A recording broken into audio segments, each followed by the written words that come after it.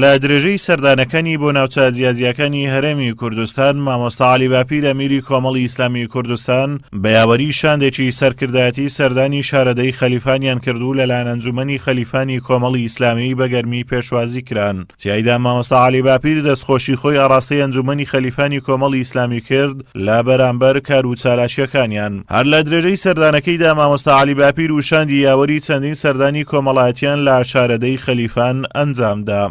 لە میانی سەردانەکەیدا ئەمڕۆ ئێوارەش سەردانی ئەنجومەن واتە ناوچەی خەلیفانی کۆمەڵی ئیسلامی کرد لەوێش کۆڕێکی ڕاستەوخۆکە لە پێیان پەخشکرا پێشکەش بە خەڵکی ناو شاری خەلیفان و دەوروبەر کرد کە کۆڕێکی جەماوەری بوو خەڵکێکی باش لە هەموو چینی توێژەکان تێدا ئامادە بوو. دوای کۆڕەکەش سەردانی چەند نەخۆش و دۆست و هەوادار و خەڵکی ناو شاری خەلیفانی کرد. دواتر لە بارگەی ئەنجومەنی خەلیفان بە ئامادەبوونی جەماوەرێکی بەرچاو لەلایەن هەردوو ئەنجومەنی خەلیفان و هەریری کۆمەڵی ئیسلامیەوە کۆڕێکی جەماوەری بۆ مامۆستا عەلی باپیر لەژێر ناونیشانی هۆشیاری تاچی کورد لە قۆناغی ئێستادا ساز کرا و تیایدا مامۆستا عەلی باپیر تیشتی خستە سەر هۆشیاری تاچی موسڵمان. ئیسلام دەیەوێت کە شوێنکەوتوانی دەیەوێت کە میلەتان خەڵک هۆشیار و چاوکراوە و یا و بێدار بێت.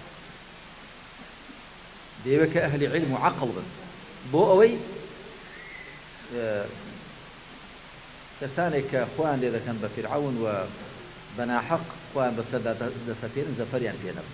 لە تەوەرێکی تری کۆڕەکەیدا مامۆستا عەلی باپیر ئاماژەی بەوەدا توانای بەشەری و توانای مادی زۆر چاک لەبەردەستدایە بۆ ئەوەی وڵات بەرەو پێش بەرین و کوردستان بەرەو سەربەخۆیی ببین. بەڵام ئەوە با خۆزگە و بریا و قسەکردن ناکرێت، بە هەڵوا دەم شیرین نابێت، دەبێت کاری بۆ بکرێت. توانایەکی بەشەری و توانایەکی مادی زۆر چاکمان لەبەردەستدا هەیە کە ئەگە بەکاری بێنین بۆ بنیاتنانی خۆمان، بنیاتنانی کۆمەلگایەکی تەندروست و بەرەو پێشچوون کە ئەم هەوارە سیاسیەمان بەرەو سەربەخۆیی بەرین. بەڵام بۆ بەڕاستی بە خۆزگە و بریا ناکرێت و بە قسە ناکرێت. وەکو دەڵێ بە هەڵوا زار شیرین نابێت، دەبێت لێ بنەوین و کار لەسەر خۆمان بکەین. مامۆستا عەلی باپیر لە کۆڕەکەی خەلیفان ئاماژەی بەوەدا بەهۆی ئەوەی بەدادگەرانە مامەڵە بە داهاتی کوردستان نەکراوە بۆیە ئێستا هاوڵاتیان لە داهات بێبەش بوونە ئەگەر ناداهاتەکەی لە هاوڵاتیان زیاترە. ئەم وڵاتە ئیمکانێتی زۆری تێدایە، بەڵام مشکلە ئەوەیە کە بە دادگەرانە مامەڵەی پێ نەکراوە، ئەگەر ناوەڵە بەشی هەموو کەس دەکا و لێشمان زیاد دەبێت.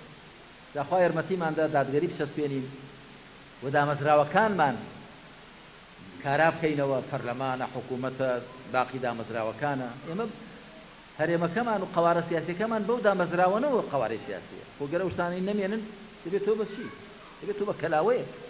شانی باسا کۆڕەکەی مامۆستا عەلی باپیر لە شارەدەی خەلیفان لە چوارچێوەی ئەو بەسەرکردنەوەیە بوو کەوا بۆ ناوچەکە ئەنجامیدا بوو. ئازاد و مەراوەی کەناڵی ئاسمانی پەیام، شارەدەی خەلیفان.